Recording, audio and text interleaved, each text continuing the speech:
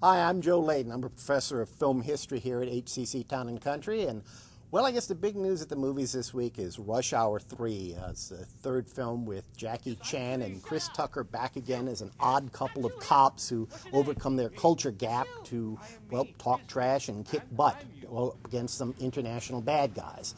This time they're in Paris looking for whoever is trying to get a hold of a list of members of a Chinese crime syndicate, and watching the movie is a bit like going to see your favorite right fielder during the last year of a long and illustrious career.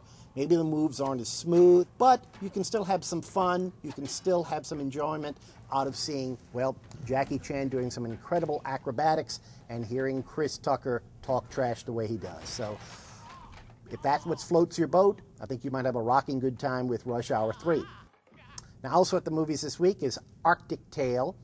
It's an ecological pseudo-documentary, and I say pseudo-documentary because what happens is the production crew went out and shot several years of footage out in the Arctic wilds, pieced it together so that it seems to be one continuous story arc about a baby polar bear and a baby walrus who grows up in the wild and has to face the threat of global warming wreaking havoc with their icy world. It was co-written by Kristen Gore, the daughter of Al Gore, so of course there are some inconvenient truths. There's also some kind of unfair or surreptitious propaganda. The end of the movie, they interview some children to sort of guilt trip the adults watching the film, and the message being that, you know, if you buy a hybrid car, you wouldn't use so much electricity. Well, baby polar bears and baby walruses won't die.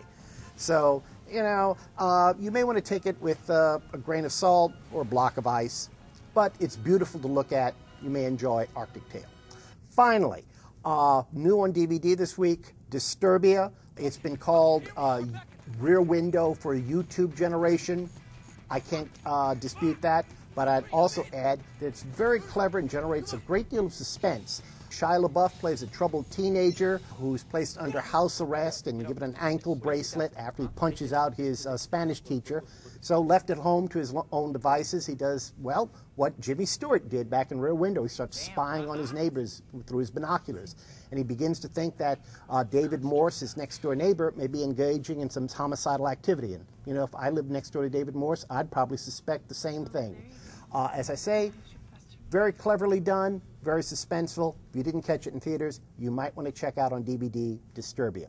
I'm Joe Leydon. It's been great talking with you.